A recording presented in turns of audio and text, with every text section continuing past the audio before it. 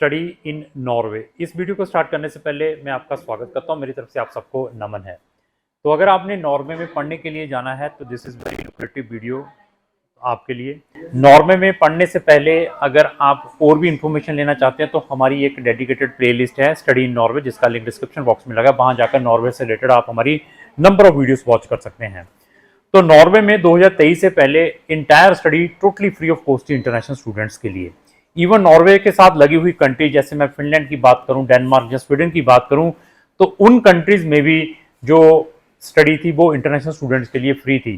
कुछ कंट्री ने 2007 में अपनी जो ट्यूशन फीसेस इंट्रोड्यूस की थी, किसी ने 2016 में, किसी ने 2017 में, तो इन्होंने भी अभी 2023 से इंटरनेशनल स्टूडेंट्स के लिए अपनी जो ट्यूशन फीसेस है स्टार्ट कर दी है। तो इस वीडियो में हम फैक्ट एंड फिगर के बारे में भी डिस्कस करेंगे।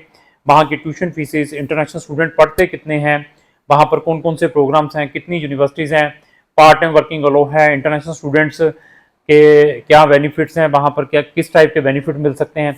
ऐसी ये सारे के सारे जो चीज़ें हैं इस वीडियो के अंदर मैं कवर करूँगा। तो क्रॉन इमिग्रेशन को अप्रॉक्स 100 कंट्रीज़ का एक्सपीरियंस है, जहाँ पर हम बच्चों को हायर स्टडीज़ के लिए भेजते हैं। हमारे पास फ्री के भी ऑप्शन हैं, जो कंट्रीज इंटरनेशनल स्टूडेंट्स को फ्री में स्टडी प्रोवाइड करती हैं। इकोनॉमिकल स्टडीज़ है जिसकी 2.5 लाख की फीस है, ऐसे ऑप्शंस भी हैं।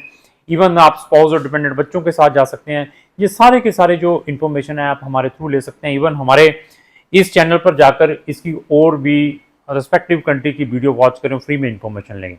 तो नॉर्वे स्कैंडिनेवियन कंट्री है जिसकी पॉपुलेशन अप्रॉक्स 56 लाख की है और इसकी जो कैपिटल है ओस्लो है। यहाँ पर अप्रॉक्स 27 यूनिवर्सिटीज़ हैं, चाहे वो यूनिवर्सिटीज़ हैं, चाहे यूनिवर्सिटीज़ ऑफ अप्लाइड साइंसेज हैं, चाहे वहाँ की प्राइवेट यूनिवर्सिटीज़ हैं। इन यूनिवर्सिटीज़ में आपको 300 से ज़्यादा, 300 से ज़्यादा इंग्लिश टॉट प्रोग्राम्स, चाहे वो बैचलर है, चाहे वो मास्टर है, पीएचडी के मिल सकते हैं। यहाँ पर एडमिशन्स लेने के लिए बच्चों के पास, अगर आपने बैचलर में एडमिशन लेना है तो आपकी 13 साल की स्टडी मैंडेटरी है नॉर्वे के अंदर। तो अगर आपने मास्टर में एडमिशन लेना है तो आपकी जो बैचलर डिग्री है 4 इयर्स की होनी चाहिए। तो आपके पास आइल्स होना जरूरी है। आइल्स और पीटी दोनों एक्सेप्टेबल है।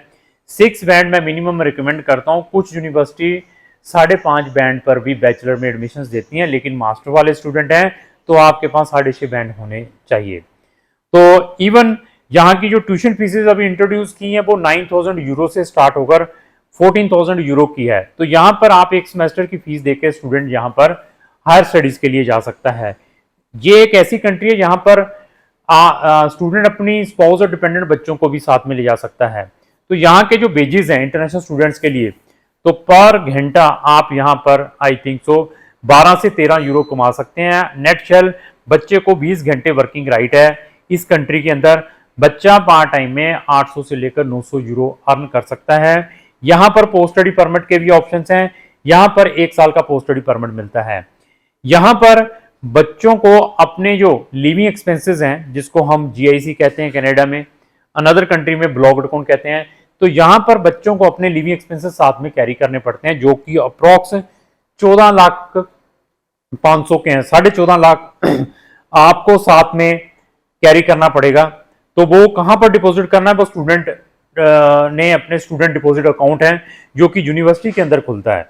तो ये कुछ मैंडेटरी थिंग्स हैं अगर आपने नॉर्वे में पढ़ने के लिए जाना है। तो नॉर्वे में आपको हर एक टाइप का प्रोग्राम मिल सकता है, चाहे आप बिजनेस ओरिएंटेड स्टूडेंट हैं, चाहे आपने इंजीनियरिंग में करना है, चाहे आपने कोई मेडिसिन में कुछ करना है। तो इसके अलावा पोस्ट स्टडी परमिट मैंने आपको बता दिया है 1 साल का है। अभी आता है कि यहाँ पर पीआर और सिटीजन के ऑप्शंस हैं। यहाँ पर भी पीआर और सिटीजन के ऑप्शंस हैं। बच्चे को यहाँ पर 5 साल कंटिन्यू जॉब के ऊपर रहना पड़ता है। अगर स्टडी कंप्लीट करने के बाद आप 5 साल यहाँ पर रहते हैं तो आप पीआर के लिए एलिजिबल बन सकते हैं, लेकिन वो 5 साल में आपके पास कंटिन्यू जॉब भी होनी चाहिए। ये नहीं कि आप वहाँ पर अनएम्प्लॉयमेंट अलाउंसेस ले रहे हैं और साल में 5 महीने काम किए, 5 महीने फ्री बैठे हैं। आपके पास कंटिन्यू जॉब प्लस आपने 5 साल गवर्नमेंट को अपना tax, then you are eligible PR. तो पीआर के बाद आप अपनी सिटीजनशिप भी अप्लाई कर सकते हैं।